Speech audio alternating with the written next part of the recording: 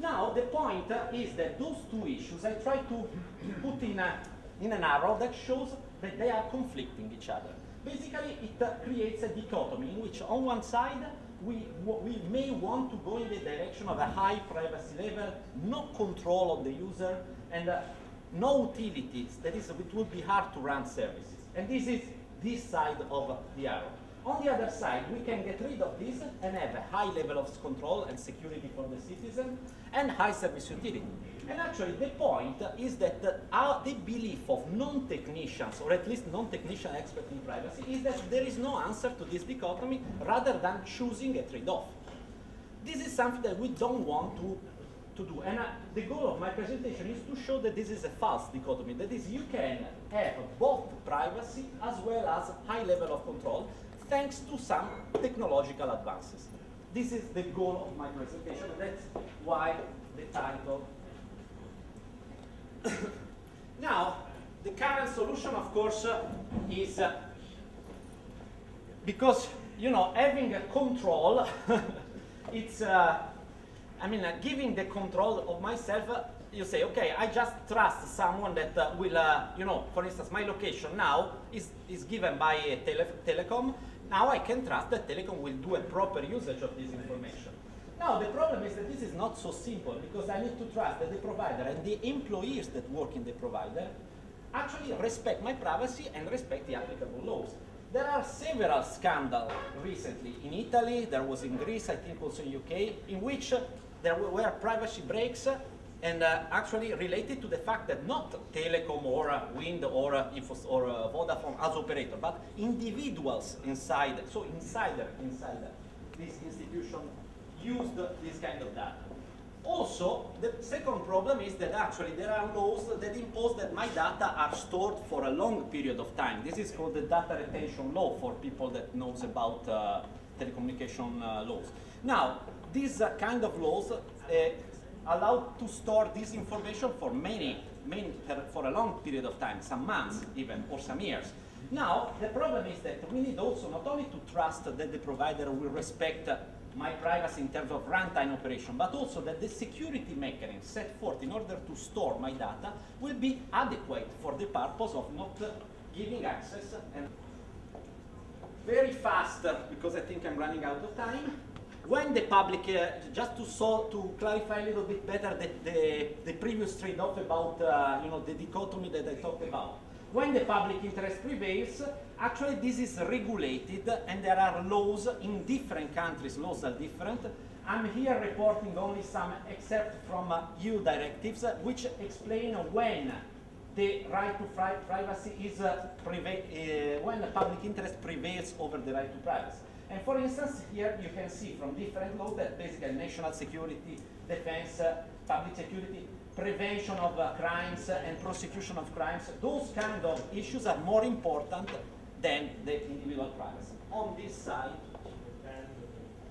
Now, with respect to those limits to the privacy, what the laws on data protection say. And here is the weak point. We have a very good law that, I mean, very important laws that tackle those principles. For instance, if we take the most important European Data Protection Directive, which is the historical one in the 95, you see that there was a directive that explains many things, and if you read there is written that data must be collected for specific purposes, the processing must be adequate, must not be excessive, must be proportional to the purpose of the reason why the service is done. So basically there are a list of requirements to which I need to adhere in order to provide a service which is in compliance with the data protection laws. Now, what we technicians say is that actually those list of things are way too general. What does minimum data security mechanism means? Actually, for instance, when I make an example about pollution, if I have a law that says, okay, the pollution must be below a certain amount of chemical relation, or for instance, the electromagnetic field must be below 6 volts per meter. 1 minute. 1 minute, okay. Oh, just, so when I have this kind of, sorry, if I have a quantitative way to explain, to control, that's one thing. Actually, in the privacy, we don't have anything. If you see the law says about appropriate, adequate, suitable. So basically, we don't have any kind of quantitative approach.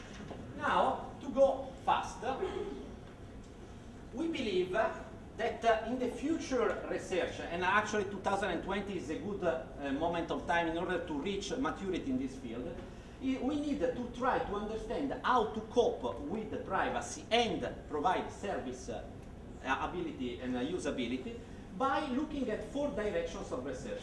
And those 4 directions of research are the following. The first one is we should try to empower the user with the possibility to control the disclosure of the data. Actually, this is only partially provided by the system. We should try to give user empowerment to disclose the data. The second point, the research direction that we need to pursue, is to rely as much as possible on pseudonymization and anonymization. Why we need to give identity to operate a service? Can we do away without identity? I have a second example, which I don't have the time because otherwise George kills me. Yes. I don't have the time, but I will go very fast and show you that identity is not necessary. Third, why I need to centralize the information. If I distribute the information across multiple entities, basically the same information can be reconstructed. So if I make a criminal activity, I can get traced. But the point is that every single entity that has my own information has only a partial view of myself. So basically they cannot correlate things and they cannot reconstruct me in normal operation. And this fourth point, actually I made 3 examples, but I don't have the time. But the fourth point is that we should try to design the systems so that some specific action should be done only if specific conditions arise. Now, very fast on those 3 examples. Okay, the first example, I have 2 minutes for the 1 minute. Okay. The first example is what we have developed in a project that I was coordinating. And this kind of example shows that we could construct an electromagnetic device, which was a special kind of RFID tag, which allows you to decide and control whether your RFIDs on the body can be accessed or not. This is actually very complex from a technical point of view, but as you see from the slide, we made also a very nice graphical user interface, because the point is that if we need to empower the user, we need also to provide very simple instrument for the user to control this operation. So basically, if I travel, I can decide which kind of tags on my body I can expose, and for instance, I can decide I can expose only the tags that are strictly functional to the service. And this was one example that technology can reach. The second example, very fast here, I don't enter into the details of how this is engineered, but if you see now, you enter into this system by showing your identity. Your identity is a label which is called IMSI. IMSI is a code which represents your identity in the cellular system. Actually, you don't need identity. I only need to guarantee that if I do something criminal, I can be found back. This does not mean that you need to know that I am Giuseppe Bianchi, that you have to have the possibility to reconstruct me, but it does not mean that I have to give you my name. Second, having the authorization to perform a service is not something that has to be revealed with the name. For instance, if I want to hire a car, I don't need to give my name. I only need to show that I possess a driving license, which is a credential that I can show to a system without revealing other information. And third, if I need to account something, I only need some label, some alias of my name. For instance, let's call me Joe, and then put the activity that I'm doing on this label and then have an anonymous payment. So basically we showed, actually this is also something that IBM made on a very important project, and we showed that it is possible to realize systems that do not reveal in any mean identity. The third and last point is related to how to embed the operation in a system so that the system can do only something which is related to some, let's say, strange situation. We developed a privacy-preserving network monitoring system, whose idea is very simple but very important. Typically, when your data travels through the network, everybody, the operator has to get all your data in clear form and can see what you are doing. Now, it is possible, using advanced cryptographic techniques, to encrypt this data so that only if something happens, so if on the encrypted data I can see that I'm doing something illegal, I'm simplifying, then the operator is able to reconstruct what am I doing.